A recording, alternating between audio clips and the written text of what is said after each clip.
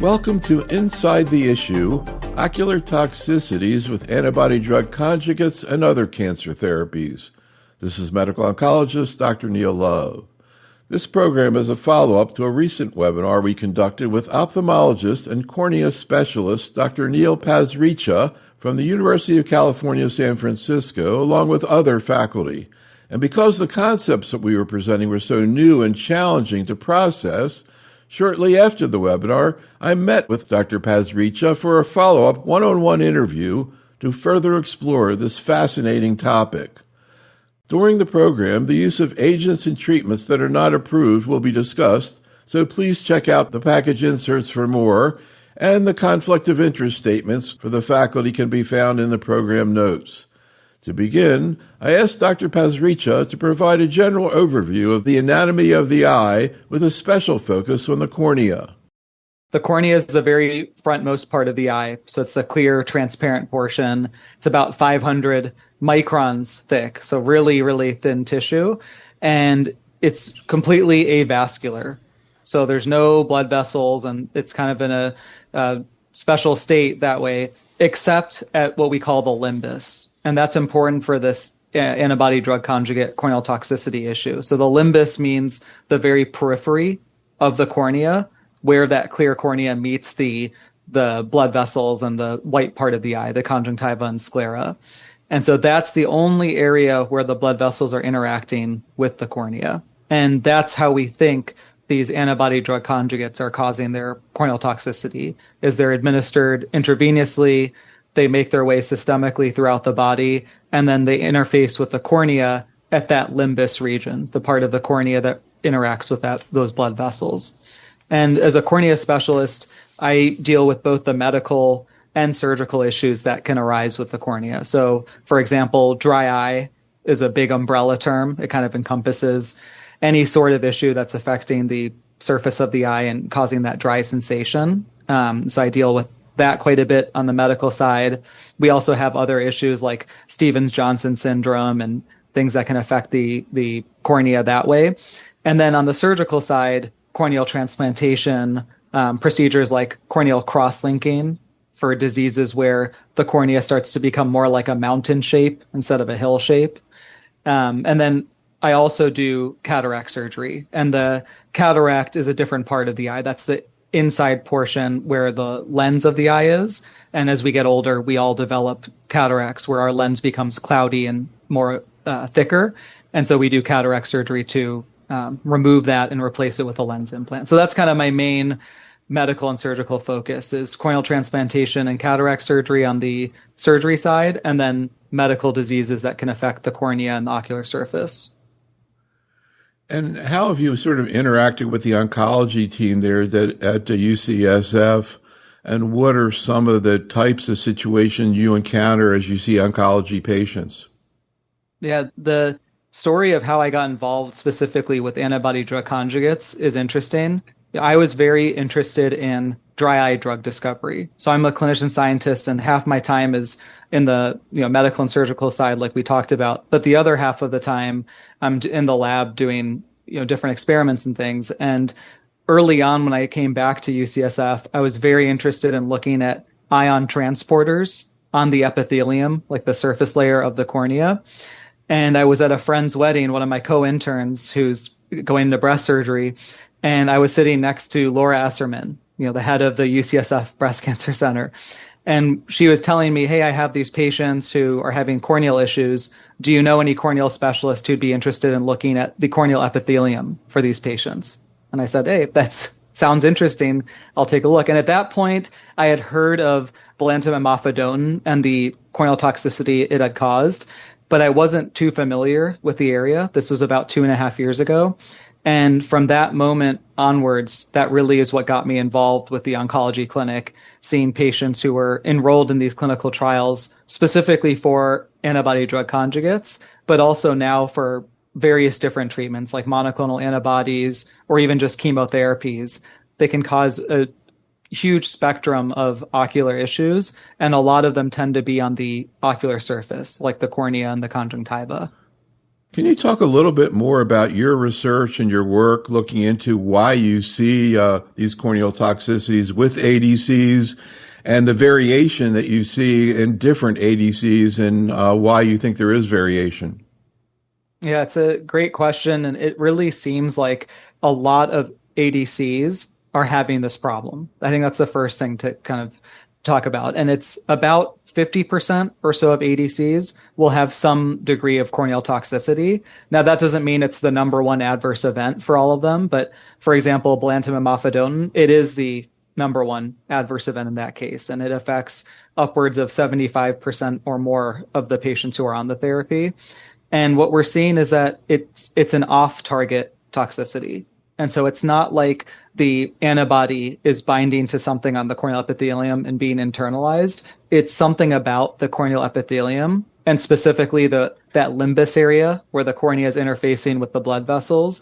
That tends to have the toxicity where these corneal cells are uptaking the ADC non-specifically. And the process we think is happening is called macropinocytosis, which just means that the corneal epithelium cell membrane is kind of remodeling and internalizing the whole ADC. And so in 2018, there was a lab group that published a paper, Zhao et al., that kind of showed that for the first time. And so our research has taken that to the next level and seen, is it truly macropinocytosis for various ADCs? Like, does it seem like that's the mechanism for all the ones that cause this problem? And how can we use different drugs to maybe block that process and help treat this issue or prevent this issue? One term you see a lot is pseudocysts. Yeah. How would you define that? Yeah, it's gone by the name corneal pseudomicrocysts, or you might see microcyst-like epithelial changes. And basically, it just is the epithelial cell, the corneal epithelial cell, has apoptosed, has died, and it's kind of formed this cytoplasmic vacuole. And that's why they call it a pseudocyst, because it's not actually a cyst. It's like the dead corneal epithelial cell that has the swollen up cytoplasm. Now, is it the thinking that the chemotherapy payload is what's actually doing the damage? And do you see this phenomena with just systemic chemotherapy? This is a very specific toxicity from ADCs. And so we don't see this kind of corneal pseudomicrocyst problem with any of the other forms of chemotherapy. So for example, with the monoclonal antibodies and with just plain chemotherapies, we're not seeing this. Something about the ADCs specifically is causing these pseudomicrocysts. And it's interesting because we do think that the payload portion of the ADC is what's ultimately killing the corneal epithelial cell, but you don't see this problem with just chemotherapies in general. Well, and you're also saying you don't see it with all ADCs. So is it the linker? Right. We don't think it's the antibody, like the target of the antibody. We don't think it's one type of linker. There's some thought that maybe the more stable linkers would allow the ADC to come as like a whole intact ADC and be internalized. And the more unstable linkers would break off that payload portion early and not have this problem. But we see it with both stable linkers and unstable. And it was previously thought that it's one type of payload, like the microtubule inhibitors, so MMAF, MMAE, the auristatin class of payloads. But we're seeing it with the non-auristatins as well. So it's really, I wish there was a way we could just pinpoint and say, oh, it's this one component of the ADC, but it doesn't seem like it's that simple of an answer. So before we kind of get into the variations that you see in different ADCs, I don't know, I have a way of sometimes trying to make analogies, and sometimes they work and sometimes they didn't work. But I don't know if you remember, during the webinar, I was saying that it kind of reminds me a little bit of neutropenia as a toxicity of chemotherapy, in that in general, most systemic chemotherapies, not all of them, do cause neutropenia. A lot of them do. You always are kind of looking for it. Some you see more than others. Very sensitive to dose reduction and also change in the schedule. Is that kind of the way you look at it? And ultimately, in most situations, can you modify the dose and schedule to make this clinically tolerable? Or are there situations where you just can't do that? I think it's a great analogy because you're absolutely right. Just like in neutropenia's case, for ADC corneal toxicity, if you dose delay or dose reduce, most of the time that can help solve the issue. So one of the biggest things we're seeing, like for example with belantamab mafodotin, is there really is a component of concentration of drug over time being one of the most important factors for patients developing the toxicity. And so if you look at even belantamab mafodotin with a dosing schedule of every 3 to 4 weeks, very high percentage of patients will develop corneal toxicity. If you just space that dosing out, keep the exact same concentration of the dose, but you just space it out, really can significantly reduce the incidence of corneal toxicity. So what they call that AUC, area under curve, tau, like for time, that AUC tau, concentration over time of the ADC, really seems to be a big driving force for the toxicity. And it's reversible. So if you for dose reduce or dose delay, these patients will get complete healing of their cornea. The issue is, even though the corneal epithelium turns over every 7 to 14 days, the toxicity can last for many months. So we're seeing patients who sometimes it's 6+ months, but they do get better ultimately. They don't have permanent corneal damage, at least not what we've seen so far. Yeah, it's interesting. I'm looking right now at the results of a survey, and we asked 6 investigators a whole bunch of questions, and one of them was, if belantamab mafodotin were to become available again, do you think that avoiding significant morbidity with ophthalmic toxicity can be achieved by modifying dose and schedule administration? And we have like 6 of the top people in myeloma in the world, and every single one of them answers yes. Wow. Because and of course, I guess that was a big frustration with the FDA that, and I understand the FDA's position, but still, you see that people feel comfortable really doing that. So thinking about this model, and that it looks, to me, like indirectly, it seems like ocular issues are much less of an issue with Dato than they are with belantamab. But I guess that's a combination of the inherent ocular toxicity of the Dato-DXd molecule versus belantamab, but also dose and schedule. So maybe if you gave more Dato and, maybe you would see more of this, but still not as much as belantamab. And again, thinking back to neutropenia, there's so many factors that go into that. Their prior chemotherapy, did the marrow get beat up? But you're still thinking about the same phenomena. So even though, and we'll talk about clinically and particularly with Dato, everybody's asking me, like, what do we do and all? Yeah. We'll get into the specifics. But you think the conceptual model applies to at least these 2 ADCs and a bunch of others? I definitely think so. I think you're hitting the nail on the head. Like if you look at the dosing schedules for a lot of these, I think that's the main driving force. And right now, the main issue that we're having is, unlike neutropenia and other various forms of adverse events, we don't have a great preventative treatment. So it's not like we can say, well, you can dose the ADC more frequently, just use this, special eye drop and it's not going to be a problem. We don't have that yet. We're working on it and hopefully we'll have that soon. But for now, our biggest thing is we have to look at how can we dose the ADC to get the best objective response for the cancer therapy, but also minimize the adverse events. And the panel we did with, belantamab mafodotin and Dato, it was such good timing, right? Because the FDA ODAC had just, released their statement. And I think it was, it's on a lot of people's minds right now is how can we safely give these ADCs, especially ones like belantamab mafodotin that really are very effective for their target, but minimize all the adverse event problems that we're having. So I think we're going to hopefully get better and better at this. And I think you made a really good point that oncologists are also going to start to become more comfortable with the ocular adverse events. Right now, anything eye related kind of feels like a black box sometimes, I think, to some oncologists, and they say, oh, this is happening, go to an ophthalmologist or go to an optometrist, and I'm not sure what exactly is going on. I think people are going to get more and more comfortable dealing with this, I hope. No, for sure. I thought our faculty was kind of keeping their eyes open the whole time while you were talking. Can Dato-DXd actually cause pseudo or microcyst, this phenomena that you're talking about? You've seen that It yourself. can. It can, but it's not one of the ones that causes it to a very significant degree. So if you look at their data that they've published on it, they do show a pretty high corneal toxicity rate. It's something around 50%. But if you look at the severity of it, it's very mild for the most part. And that's been also my anecdotal experience as well, is that Dato-DXd tends to be pretty mild corneal toxicity, and you do get those corneal pseudomicrocysts, but a lot of the visual complaints and the eye pain and blurry vision complaints are much lower than compared to other ADCs like belantamab mafodotin or mirvetuximab soravtansine. And so I think it's the same underlying mechanism, just less severe version.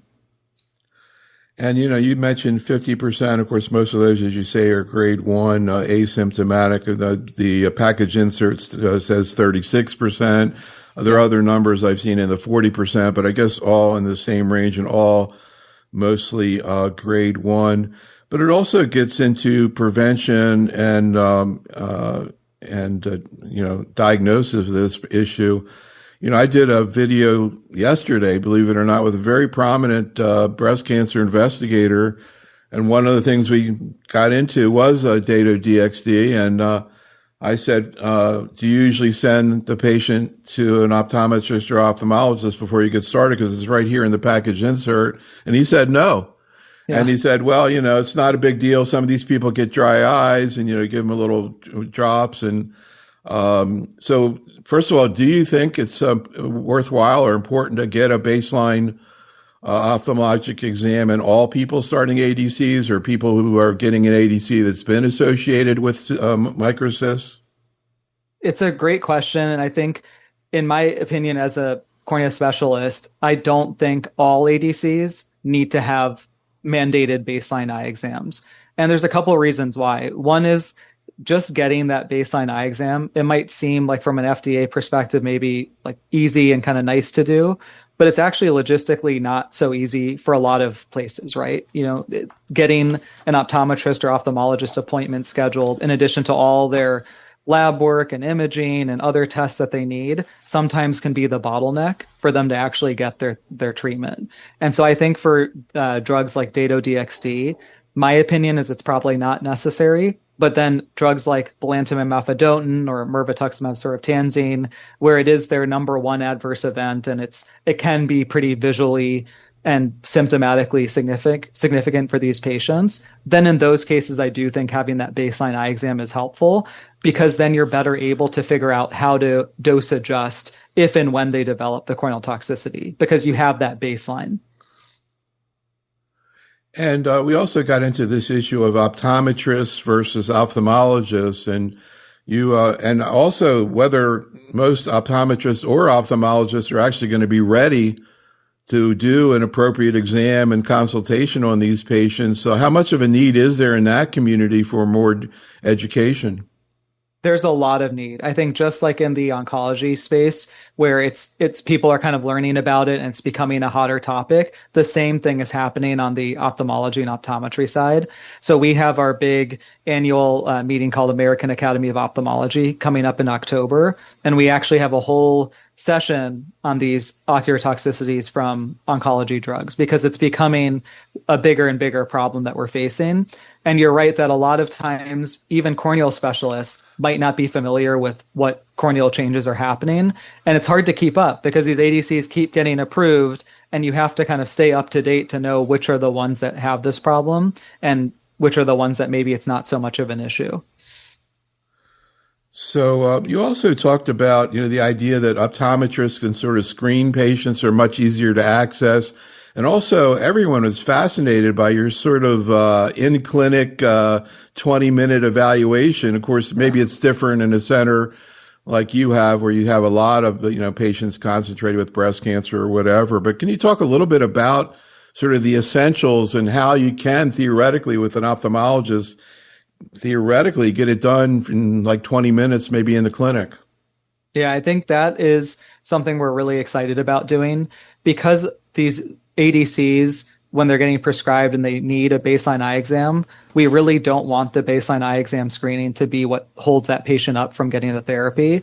And so even at UCSF, where the breast cancer center is directly across the street from the eye center, we were still having delays of getting patients over.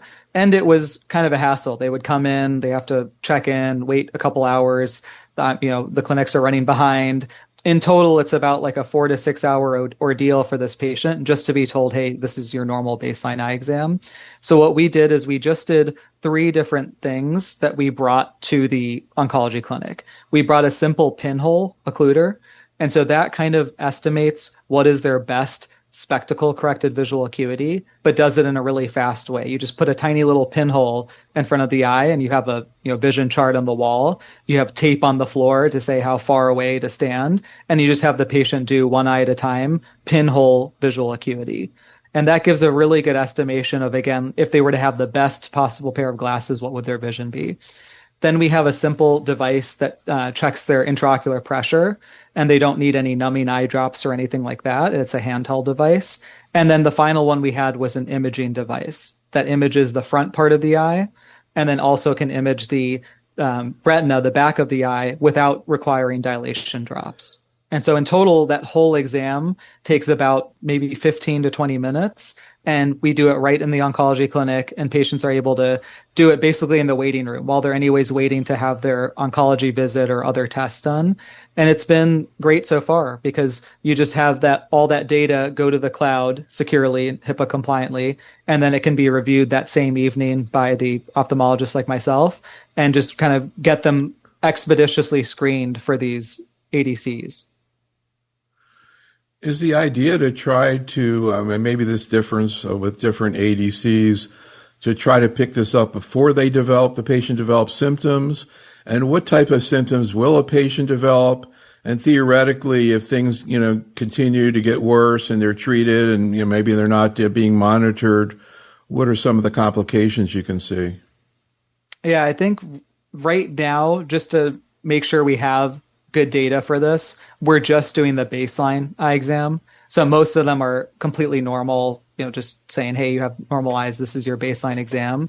What you just said, though, is kind of what we envision, is that this could be used as like a point of care test for when they come in for, cycle 2 or 3 or 4, et cetera, for their ADC infusions. They can say, hey, I'm having my blurry vision that I'm noticing, or my eyes are hurting. And then we say, hey, you can have this screen done here in the oncology clinic. If it's abnormal and detecting a difference from your baseline, we're going to schedule you an in-person eye exam. Because that's what patients really care about, right, is the blurry vision and the eye pain. And those are the 2 main symptoms that they develop. And if they develop them, it's kind of a little late to start treating at that stage, but it's better than doing these, hey, come at cycle 4 arbitrarily for an eye exam. It's much better to kind of have them tell the oncologist or tell their, the nurse, hey, I'm having some symptoms. My vision's getting a little blurry. My eyes are starting to feel a little dry, and then get them screened early so that dose delay or dose reduction can happen in a timely fashion. What's the final endpoint? I think it's grade 3. Is it ulceration? Yeah, if you were to, for some of these ADCs, if you were to just not dose reduce, not dose delay, eventually what they develop is a complete epithelial defect. So it's not just kind of spotty dryness that happens. It's actually almost like a scratch on the epithelium. And then they become very high risk for infections, which are what we call a corneal ulcer. So they start to lose some of the corneal tissue thickness. And in the worst case, if you don't treat that, it can become a corneal perforation, which means a hole has developed in the cornea, and that's a surgical emergency. So thankfully, it's extremely rare for the ADC corneal toxicity to develop to that like corneal perforation stage, but we have seen some corneal ulcerations and certainly some corneal epithelial defects develop from ADCs. So it is something where for certain ADCs, you have to make sure you have some type of monitoring, whether it's a screening program or a questionnaire or something that's happening to make sure that patients aren't developing that. What other ocular toxicities, if any, do you see with ADCs? One of the ones that we're seeing that's interesting, and it might be a completely different mechanism is we're seeing some conjunctival scarring that can happen. So the example that comes to mind is tisotumab vedotin for cervical cancer. That one does have the corneal toxicity issue, the one we were just chatting about with the corneal pseudomicrosis. But in addition to that, the patients can also develop conjunctival scarring, and it can be pretty advanced in some cases where they're getting to the point of having what we call symblepharon, like the eyelid is getting stuck to the ocular surface. And that we think is more of an on-target issue because tisotumab vedotin targets tissue factor, and that's heavily expressed in the conjunctiva. And so that might be a completely different mechanism than the corneal toxicity problem.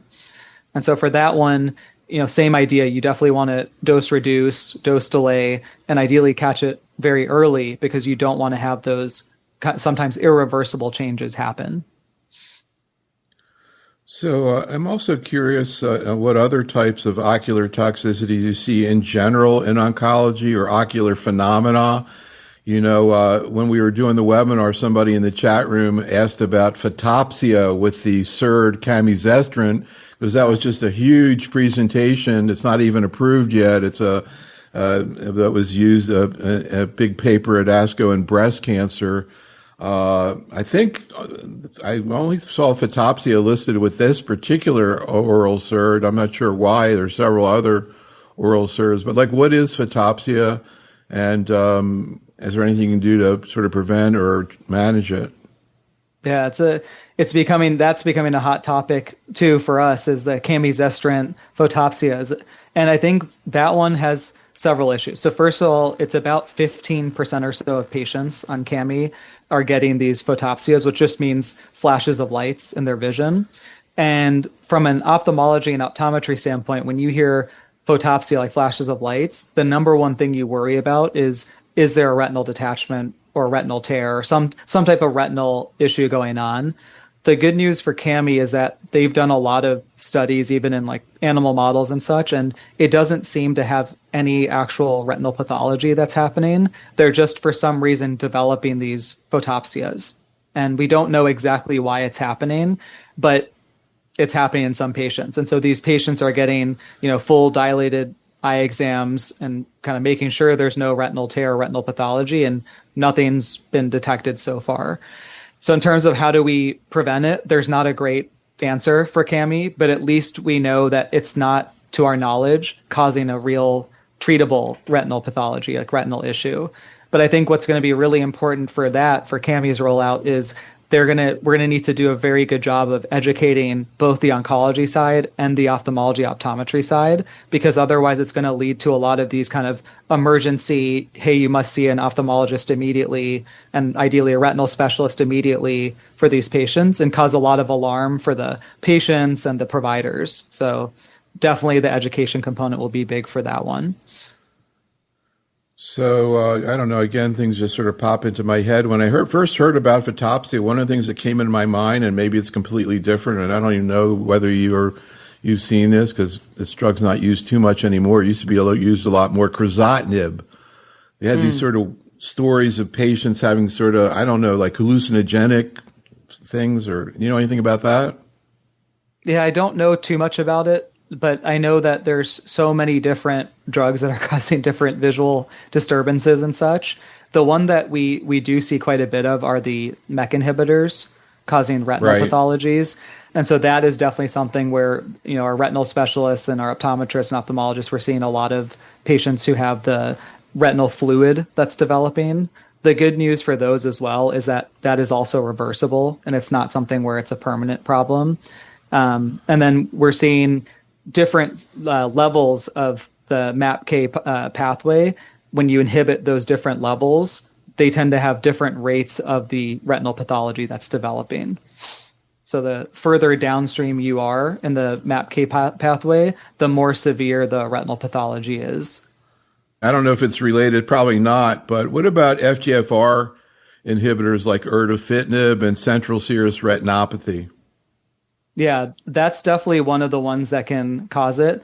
That's a little bit kind of higher up on the pathway. And so I myself am not like a, expert in the pathway, but I'm cheating right now and I have the slide pulled up that I made for the the panel. And that one kind of talks about the MAP kinase pathway. So it goes FGFR, BRAF, MEK, ERK, and if you get to the FGFR level, that tends to be less severe retinopathy. But if you go down to the ERK level, that tends to be the more severe retinal pathology. And then interestingly, BRAF, which is kind of the second in line, it has more of a uveitis, like an intraocular inflammation, than it does retinal pathology. So it kind of breaks the MAPK pathway retinal pathology ladder. So just trying to bring in all the situations, particularly ADCs, where you hear about ocular toxicity. Of course, another major one is mirvetuximab, soravtansine. Can you talk about what happens there? Yeah, mirvetuximab soravtansine, very similar to belantamab mafodotin in the way that it causes the corneal toxicity. And what they've actually really, really nicely shown, both in their like patient data, but also in rabbit models, is that the ADC corneal toxicity that happens from mirvetuximab soravtansine is definitely concentration and dose dependent. That AUC tau idea, the concentration over time. Just this year, they had a nice paper that was published that showed the ovarian cancer objective response rate was better with the higher AUC taus, the higher concentrations over time. But then on that same graph, they also plotted the incidence of ocular adverse events, which in this case is the corneal toxicity, and it almost identically followed the objective ovarian cancer response rate. So both the ocular toxicity, which is the corneal toxicity, and the ovarian cancer got better with the higher AUC, or were higher with the AUC taus that were higher. And then they've shown in their rabbit model several really interesting points. One is that when they attach a radio label to mirvetuximab soravtansine and they administer it into rabbits intravenously and harvest the ocular tissues at various time points over 14 days, what they found is that all the ocular tissues, except for the corneal epithelium, show a very kind of normal tissue distribution where the concentration initially gets very high in the tissue, and then over a few days to about a week, the concentration goes back down to normal. Whereas in the corneal epithelium, that concentration spikes and then just plateaus, and it stays at a really high level for at least 14 days that they've collected the tissues. And so something about the corneal epithelium is sequestering and holding on to that ADC. So I believe right now there are three ADCs with black box warnings for ocular toxicity: tisotumab vedotin that you mentioned, mirvetuximab, and I think belantamab, even though it's not approved. Am I right? Correct. That's correct. And from your point of view, when you think about those three, because before we were contrasting belantamab and Dato, but are those three, tisotumab, mirvetuximab, and belantamab, the three where you kind of are seeing the most problems, and then for the other ones are more like Dato where you don't see so much problems? That's right. As far as the approved ADCs go, it's definitely belantamab mafodotin, which is currently not on market, and mirvetuximab soravtansine that are very, very similar in the corneal toxicity they're causing. Tisotumab vedotin does have the corneal toxicity issue, but like we mentioned, it also has that conjunctival toxicity issue, which might be more on target. And then the other ADCs that are approved, like Dato, they can have it, but to a much milder form. What we're actually seeing a lot of, at least at UCSF, is we're seeing a lot of these phase 1, phase 2 ADCs that are having, like belantamab mafodotin and mirvetuximab soravtansine, really high rates of corneal toxicity, and sometimes even much more severe. So there are some where they come to me and they're a part of a phase 1 escalation study, and they already have an epithelial defect by the time they've seen me, and they've maybe had 1 or 2 infusions. So some of these ADCs can have a really, really severe presentation of the corneal toxicity, even early on. So that also gets into the issue of prevention and management of corneal toxicity. And I'm curious, again, maybe using the two that kind of examples we gave at each end of the spectrum with belantamab and Dato, what you recommend and how effective it is. I'm starting with eye drops, like what type of eye drops, for example, and do you recommend it with everybody preemptively or just with, an agent like belantamab? Yeah, I'll preface it by saying we don't have the silver bullet, unfortunately. There's not one eye drop that tends to work really, really well, but studies have shown that doing preservative-free artificial tears does help. So just kind of lubricating the eye does help, and that probably helps more with the symptoms, but maybe also a little bit with some of the pseudomicrocysts. But a lot of these ADCs will also recommend topical corticosteroid drops, and those have been really mixed in the literature. Some studies have shown there's a small benefit, but most studies have actually shown there's zero benefit. And anecdotally, what we've found is that it tends to help a little bit with some of the symptoms for some patients, but I wouldn't recommend it as kind of a blanket for all ADCs to start topical steroids. And the reason being is those can have side effects for the eyes. So for example, if you're on topical steroids, it can raise your eye pressure and you're at higher risk of developing glaucoma, which is irreversible damage to the nerve of the eye from high pressures. And then also it expedites development of cataracts. And that one is tricky because a lot of the patients are already kind of at that older age where they might have some mild cataracts to begin with. And now they're on a steroid eye drop and it might just make their cataract develop faster. And that can complicate, what is actually a cancer drug toxicity versus just something that would have developed naturally on its own. So even though some ADCs recommend topical steroids, I really don't think it's a huge benefit. And I hope that's something that we can change for the next 8 rounds of ADCs that are approved. And one area that people are looking at, like for mirvetuximab soravtansine, is the idea of vasoconstriction. So just like how for hair loss, there's those cooling caps, they try like the cooling eye mask during the infusion and also doing topical vasoconstrictor eye drops. So there's a glaucoma drop called brimonidine that also has a vasoconstriction effect. So it's kind of used off-label for the vasoconstriction. And that's been shown in the rabbit model for mirvetuximab soravtansine to delay the onset of corneal toxicity. So it'll be interesting to see how much of an effect that'll have in humans and whether that becomes part of the recommended regimen for some of the ADCs. What about the use of, again, preemptive eye drops in the ADCs where you see less of a problem? And again, breast cancer, lung cancer, 2 pretty common cancers. So a lot of people asking questions. Yeah. It seems like not a big deal to do it. I think the nurse practitioner on the program brought up the, cost, et cetera. Is it really worth doing? For example, if you have a patient on Dato-DXd, do you think doctors should recommend preemptive eye drops, or maybe say, well, if you want to, or if you get symptoms, you can use it? I think for drugs like Dato, where it's kind of in that middle range, where there is a reasonably high incidence of the corneal toxicity, but when it happens, it tends to be mild. I do think just doing a preservative-free artificial tear prophylactically is a good idea.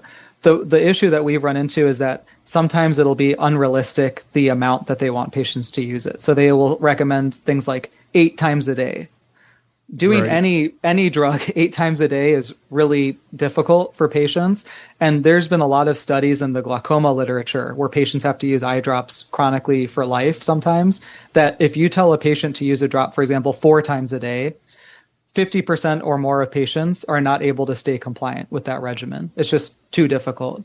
So I'd say instead of making it something like 8 times a day, maybe prophylactically say 4 times a day. And then that way we hope that patients can do that or at least get somewhat close to it. But I don't think saying everyone should do 8 times a day is a good idea. So what about management of patients who do develop these syndromes? It would seem that just holding the agent would be a very critical issue, and letting the eye sort of recover. Is that really the main thing you're focused on? Are there any supportive care measures once you get it? Yeah, I think you're absolutely right. That's the kind of key, is catching it early and changing the dose of the ADC. That's the only thing so far that we have as an effective therapy. And that's why it's so important to have the good communication between the oncology care team and the eye care team. If that patient, let's say someone on belantamab mafodotin comes to me with corneal toxicity and they're hopefully going to have many more infusions of belantamab mafodotin to treat their multiple myeloma. If they're not on a topical steroid, I will try starting them on one, like a low potency one, just to see if that helps their symptoms. I know it won't help their actual pseudomicrosis, but it might help them feel better. And then also at the same time, let their hematologist know we need to dose delay or dose reduce and go from there and kind of watch it. But I think that's the key, is that you have to have that good communication and be able to catch it ideally earlier rather than later. I'm not sure if we emphasize this at the webinar, but I'm thinking that actually, I guess you could make the argument that any patient getting started on any of these ADCs, you ought to ask the patient if they're using contact lenses. Yeah, that's been a kind of controversial thing, because a lot of the clinical trials, at least, will require that patients who wear contact lenses have to stop. And the reason behind it is a good rationale, is that if you have, any type of corneal issue, like let's say that epithelial defect, if you're wearing a contact lens, you're going to be at higher risk of developing an infection and having complications from that. So I understand why they mandated that.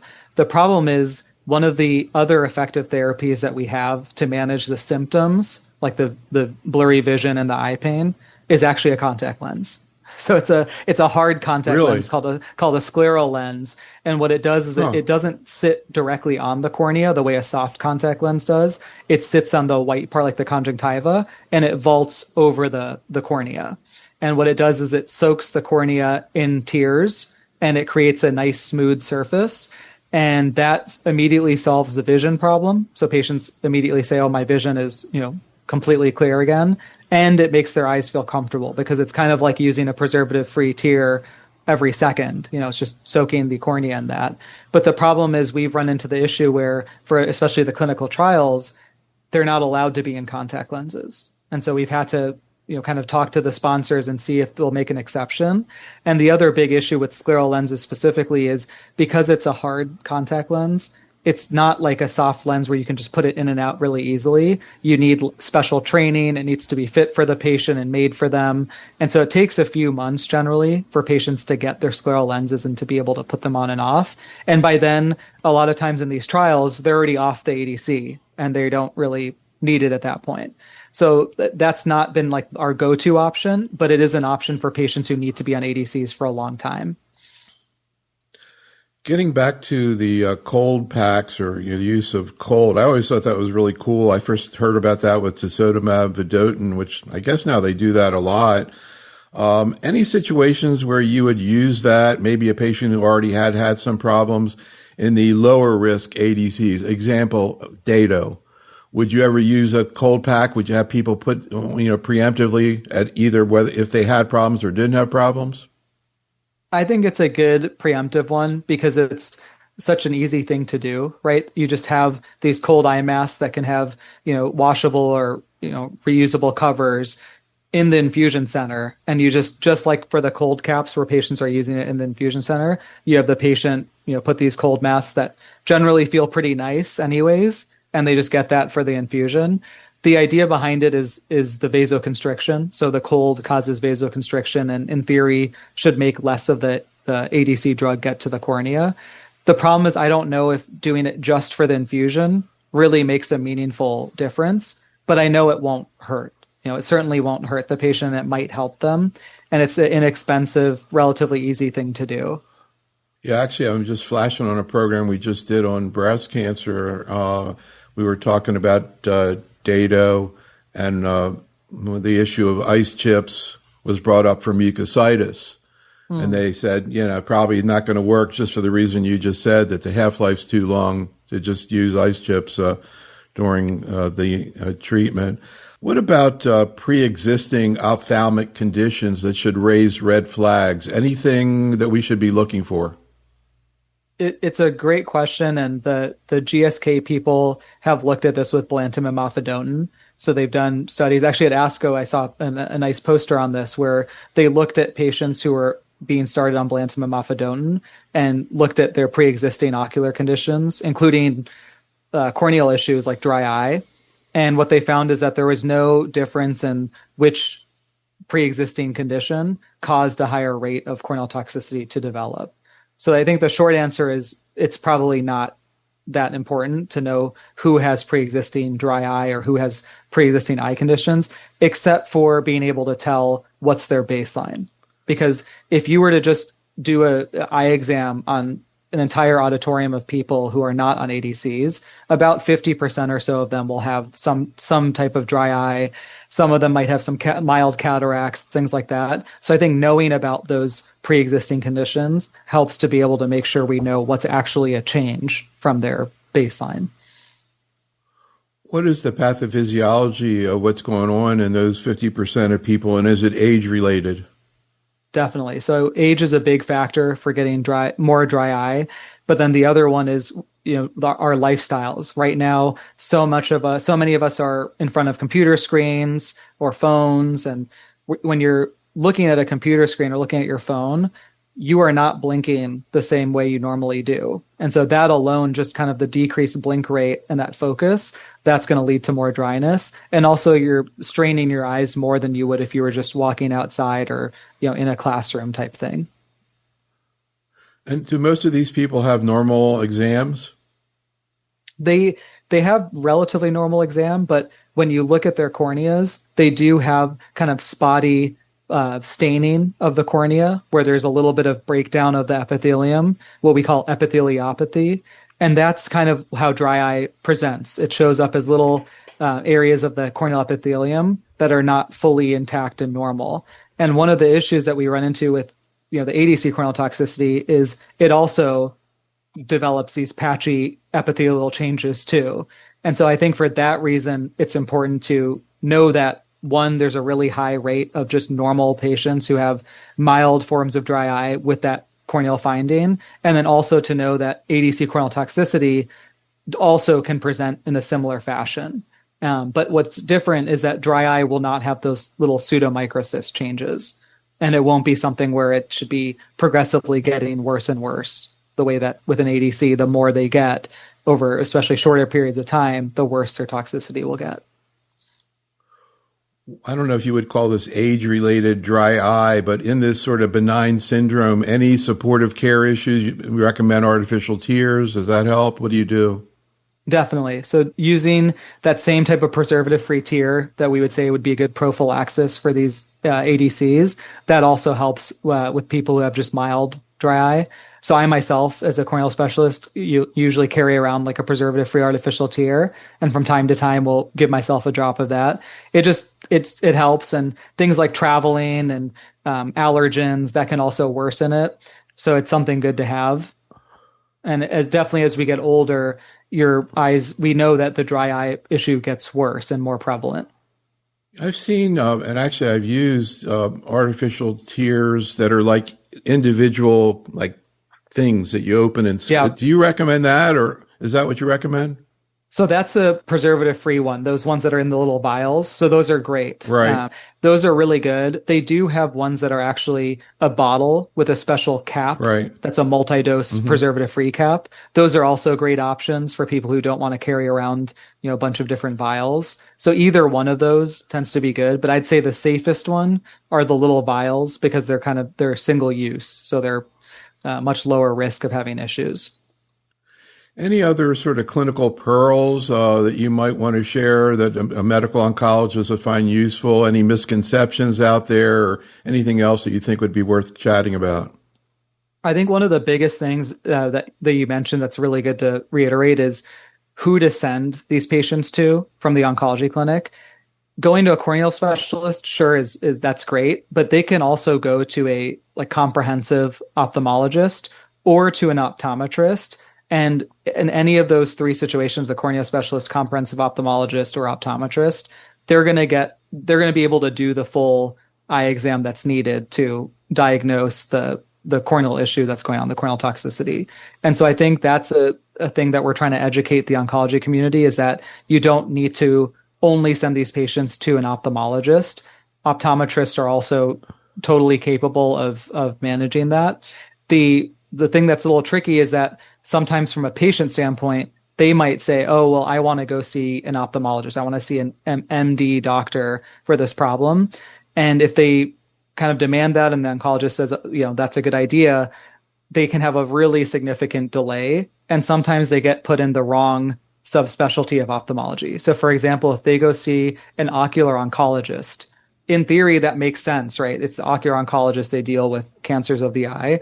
But a lot of times those ocular oncologists are dealing with, intraocular tumors, which is very different than like a corneal toxicity from a cancer drug. So sometimes they are very familiar as ocular oncologists, but sometimes they are completely the wrong person to go to.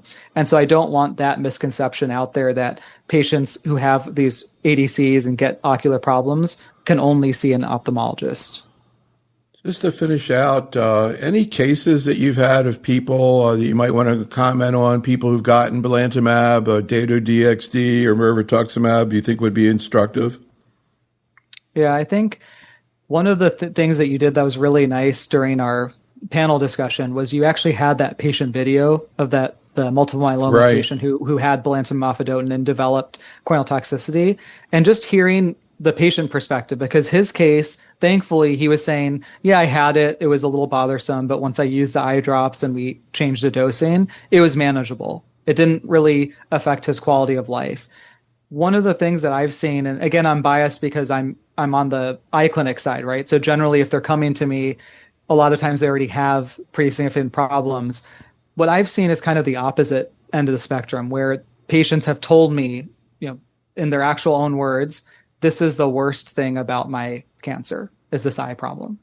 And if I had known about it, I would not have ever signed up to take this drug. And a lot of times these are patients who are enrolled in clinical trials for phase 1 or phase 2 drugs. And they're saying, this is something that I didn't know about ahead of time, or I didn't fully appreciate ahead of time.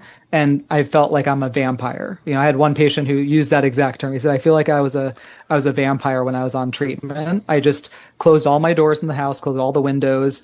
Was in my own room by myself, eyes closed in complete darkness, and I felt miserable. And he was, he ultimately ended up stopping that ADC and got better, thankfully.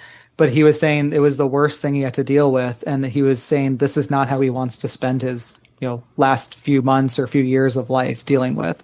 So I think knowing that there is a big spectrum and that quality of life can be a huge issue for these patients, because we all use vision, right? We all want to see people and watch our TV, watch our TikToks and things. So if you can't do that and you can't do that comfortably, that can be the thing that makes your cancer journey one of the worst parts of it.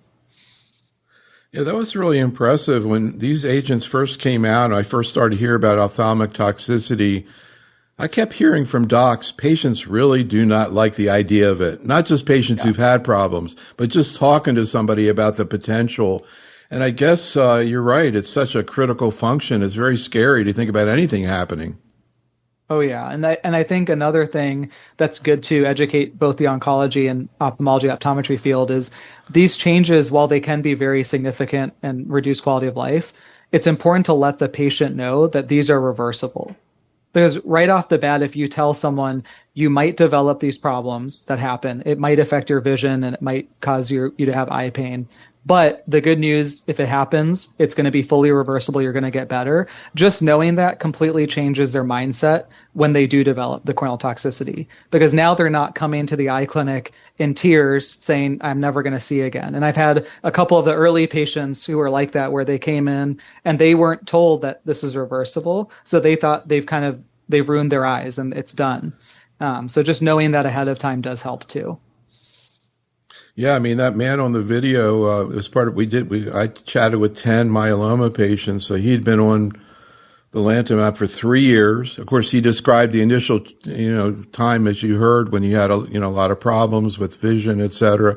But now has been cruising along for 3 years, nothing. He had not responded to anything before that. There was another patient I also talked to. We didn't show it on the webinar, who'd been on belantamab for 4 years. Again, no ophthalmic issues. They reduced her the interval between treatments. So, yeah, I mean, at least some of these drugs have tremendous potential to benefit patients. You hate to see it getting railroaded, because this is kind of a new problem to deal with. Yeah, I totally agree. This concludes our program. Special thanks to Dr. Pasricha, and thank you for listening. This is Dr. Neel Love for Oncology Today.